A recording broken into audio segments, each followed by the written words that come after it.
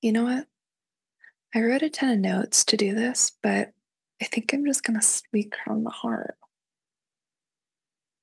There are lots of people with theories and, that debate about aliens, right?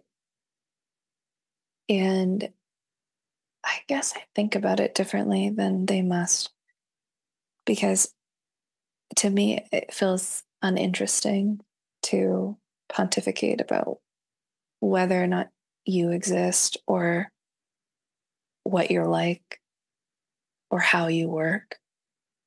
I guess I'm more interested in like, how would I feel if I was an alien looking at this world right now? How, what if I was an alien and I also could scroll on Instagram? What would my algorithm be? And would I be confused if this was my understanding of humanity? What am I thinking? And it makes me, I don't know, that perspective, I kind of clicked into that and I was like, wow, there's some really strange things we say and do as people. And I wanted to make something that was completely reflective of my experience and how I feel and how I interact with the world.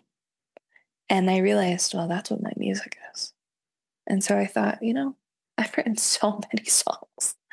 Maybe I should start putting them out for the aliens to have a 360 understanding of one person's experience of a topic. Yeah, I wanted in the wide web, the world wide web, you have so many places you can go. Oh my God. You could find yourself in so many corners. But this week, if you're curious about change, if you're like, humans are so crazy because they change all the time, they're literally change machines, they're creatures of change. And yet, change is exclusively terrifying to them. Yeah, that's complicated. That's like a that's a wild little thing about us. And if you want to explore it with me, you can click here and we'll talk about it. And thus aliens click here is born. And number one, week one is all about change. The change from stopping to starting, let me tell you, that's a difficult change. I want to do 5 songs for every project because I like that lets you have a real arc. And in this arc, we start with the song 23, which is a song that I wrote when I was 23, right after I turned 23. It's set on that day, which was wildfire season in Portland. It was really terrifying. I was having a crisis. I was having a lot of like physical and mental health issues that my doctors were doing their best to help me with, but the system was not at that moment helpful to me. I found myself really comparing myself, like looking in good and bad ways, like comparing, but also acknowledging cycles between this birthday and past birthdays I'd had throughout my life. I've thought of my mom and what her life was like when she was 23. She had a house. I was like, okay. You have a house and a dog and a car. And I have a very different photo album from you on this birthday.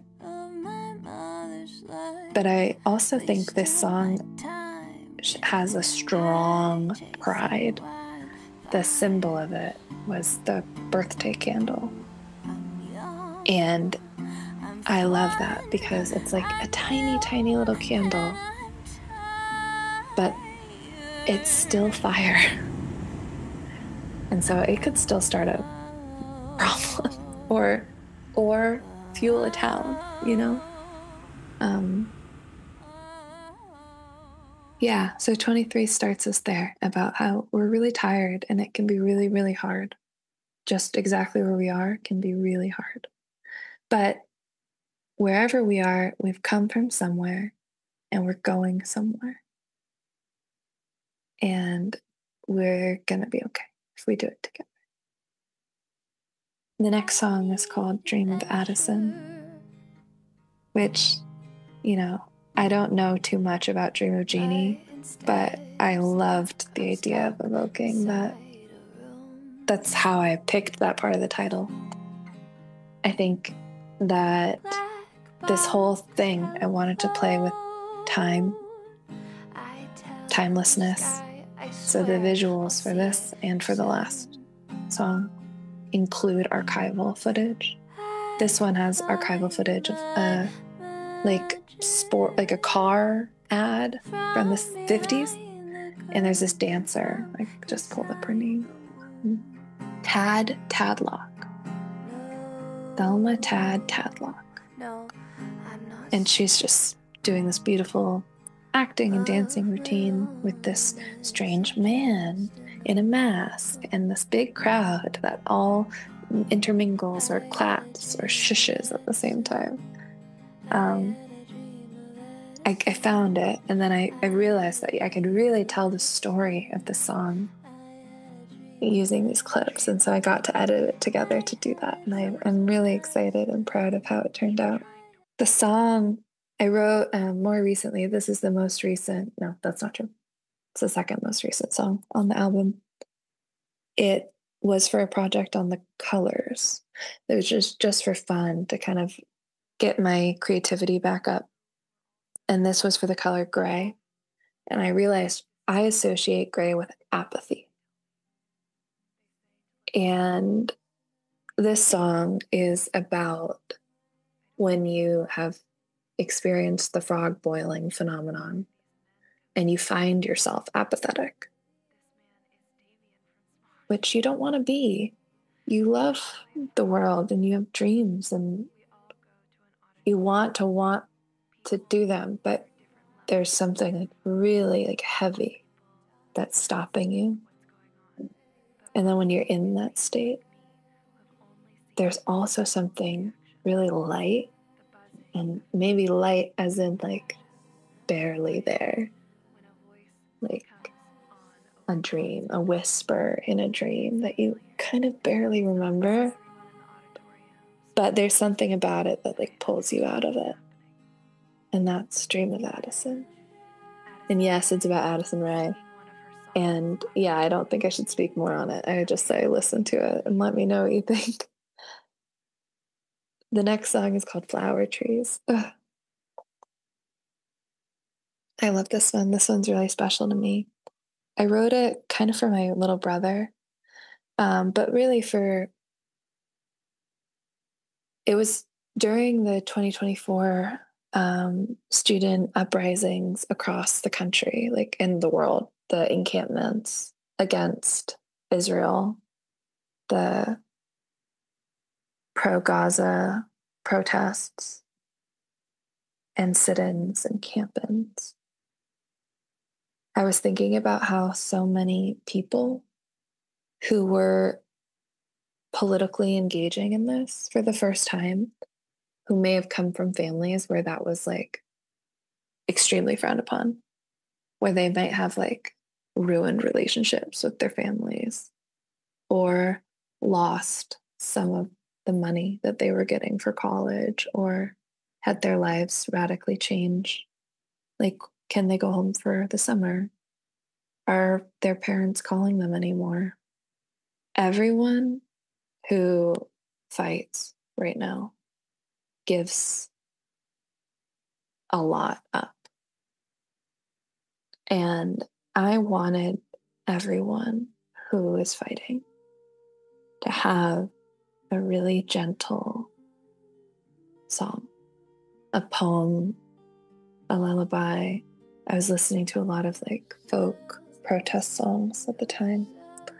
And I just wanted something that was well, if your mom doesn't call you anymore and you didn't love when she did, but you miss it now that she doesn't, listen to this if you want to. And the lyrics are Let yourself watch yourself become who you are. Love that self, trust that self. Let the apple roll far away. Flower trees bloom, give it up to the wind, and then flower trees bloom again. And so I want everyone to feel like they're a flower tree, and you may have just given up all of your flowers, and you might feel like you're not the most beautiful thing on the planet, but flower trees bloom again. And so will you, and so will I. And it's important to remember that, to have the energy to move on, to move forward. And then the next song, Phases of the Moon, sort of speaks to that again. The song starts with like, again? I have to change again? Is this ever going to stop? Is it ever going to cool down? Am I ever going to get there? And I think the feeling of this song for me is realizing that the answer is no. It's never going to stop. You're always going to be changing. And then giving in to like the wild freedom of that. And in the way that I experience that, it's not loud and crazy. It becomes gentle and calm, like the wind moving through the forest, or like a river rushing downstream. And so I think this song kind of gives that version of going wild. I love this song. It's a dance. I'm just trying to think. One of my favorite lines in the whole project is "Every howl feeds the moon," because that feels true. Yeah, so that's Phases of the Moon.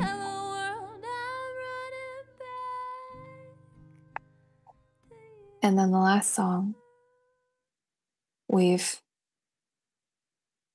recognized where we are. We've recognized how we've like tried to get up and then gone like, oh my God, this is going to be hard. We've had a lullaby and maybe slept on it. And then when we realize, shit, it's always going to be like this, we've found some power in that. And now we have I'm a Lover Babe, the last song on the project. And maybe my favorite. I love this song. I kind of am addicted to it. Like I'll go through periods where I just like listen to it over and over again. And I'm glad that you have the option to do that too now if you want. And to me, this song kind of plays with the funniest thing about change, which is that it is a paradox. It's like change is the only constant. And how do we materially take that in and have it help us, have that truth help us move through the change, which is also hard? My answer to that is to be a lover.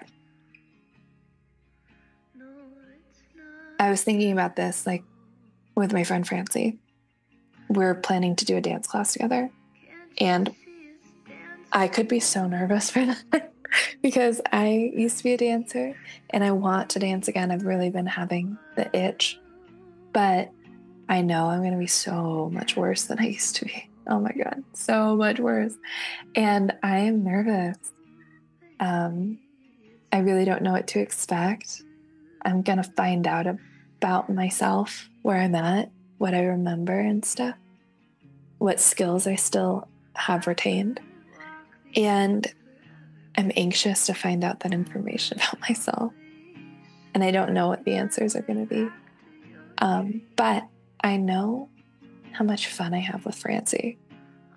I know that whenever we find ourselves in difficult situations, we like laugh and tell the story of it for months and years on end because we're there together. And I realized that that is what makes me feel strong enough to go and do the scary thing, to go and recognize change and be changed and change things, knowing that I can change it with people, including myself, that are incredible and trustworthy and there with me on my team, like ready to do this together. It's a changing world. Come change by my side. And I feel like the song, like I'm a lover, babe, that isn't changing. There are certain things that are like the fire, that are like every fire I set with this has the fact that I'm a lover in it. That's constant. That's the stuff it's made of. But that thing is changing. Who I love, or me and myself in love, going through the world into different scenarios. I think that this is like a love song to that paradox. And even on the love song level, like, we don't need to get married. I don't need to know your commitment is true in any way other than it being true. And that's how we end the project on change, Act 1. Thank you for listening. And I hope you feel, well, I hope you kind of get a little bit of insight. I hope you've understood a bit more why at least one human has really complex and deep emotional feelings about changing, even though we're change machines. Tune in next time. You'll never guess what's going next. Bye. I love you. You know that?